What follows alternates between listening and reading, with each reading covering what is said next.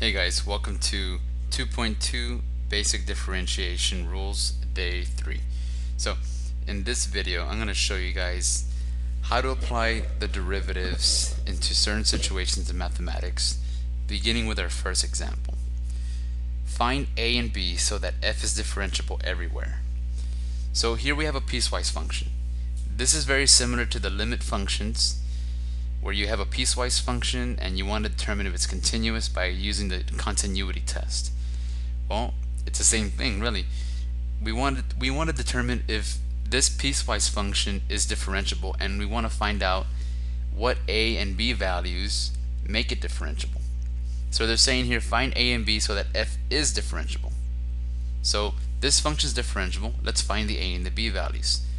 What does it mean for a function to be differentiable? Well, it's smooth and continuous. Okay, so let's determine the limits, because if it's a differentiable function, then it must be continuous. So let's take the limit from the left and the limit from the right at x equals 2.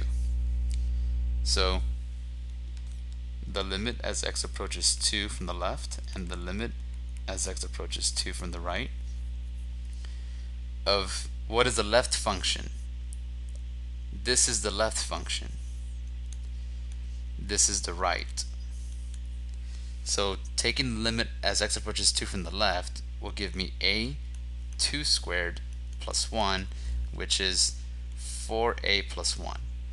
The limit from the right is b 2 minus 3. We simply just plug in 2 for every x, and that is 2b minus 3.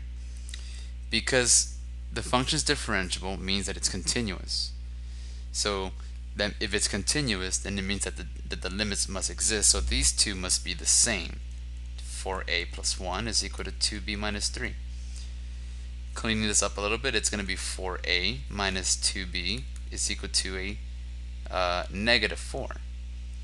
And then we can go ahead and clean this up one more time, and that gives us 2a minus b is equal to a negative 2. I divided everything by a 2 since they're all even.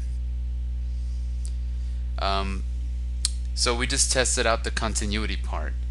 Now let's test out the differentiability part. If we want to determine if this function is differentiable, now that we know our power rule, we can simply just take the derivative of the piecewise. So you guys are probably thinking, like, what do you mean take the derivative of the piecewise? Well, what is the derivative of the top function?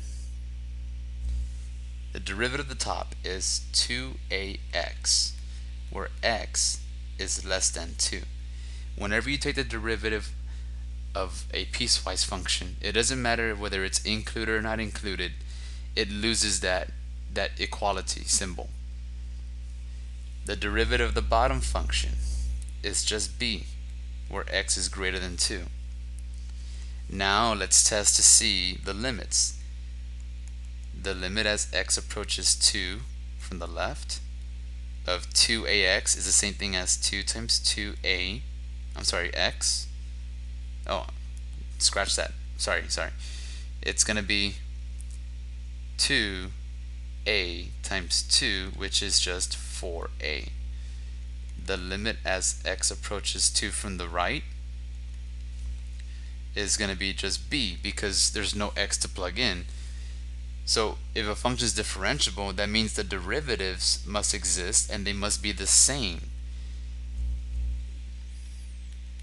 So let me pause real quick. Why are we taking the limit of the derivatives? Well,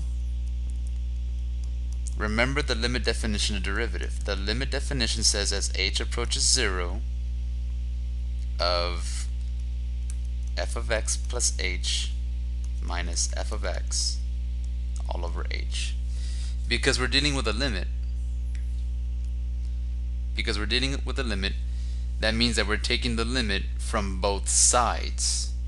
And that's why we're equalizing, that's why we're taking the limits of the derivative and equalizing them. So now I have two equations. I have a 4a equals b, and I have a 2 minus b equals negative 2. Well, if 4a equals b, then b equals 4a, and I can go ahead and make a substitution and plug in 4a for b. So it's going to be 2 minus 4a is equal to negative 2. Negative 2a is equal to negative 2, and that means that a is equal to 1. There's a. Now let's solve for b. Very simple. Plug in a here. B is equal to 4, and I'm done. There is my a and there is my b. So let's go ahead and figure out, what does this mean? I don't want you guys to be walking out of my class or to be ending this video thinking about, well, why did we do this? Let me go ahead and draw a picture of what's happening. Now, it's better if you use a calculator for the picture. I'm just going to hand draw this here. It says here, I have a parabola. My parabola is x squared plus 1 because a is 1, so that means it's x squared plus 1 when x is equal to 2 and beyond. So that means that at 1, 2, I have 1, 2, 3, 4, 5 here, and my parabola goes up forever to the right like this. My bottom equation is 4x minus 3 because my b is 4, so it's going to be 1, 2, 3 is my intercept, and then my linear function goes like this. What does it mean? It means that if I were to draw these two functions, at these two domains, my functions should connect in a smooth and continuous manner. And it may not look so smooth and continuous in my picture, but if you use a calculator, it's smooth and continuous, and that's what it means. We found the a, we found the b that makes this function differentiable, and differentiable means smooth and continuous. Example 2. At time t equals 0, a diver jumps from a diving board that is 32 feet above the water with initial velocity of 16 feet per second. Okay, so it says here, when does the diver hit the water? Well, let's figure out what the equation is. We know what the initial velocity is. The initial velocity is 16 feet per second, so that means that it's plus 16 feet. Whoops, I don't have to put feet on there. I could just say it's 16t. What is the initial height? Well, the diver is jumping from 32 feet. So the diver's at 32 feet. He jumps and he hits the water. What does that mean? It means that at some point, at some t value, the diver has a height of 0 because he hits the water. So we're going to set s of t equal to 0, and we're going to solve this quadratic.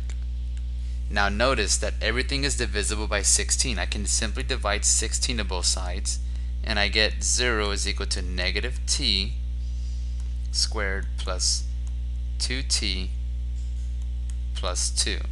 I'm sorry, plus t plus 2.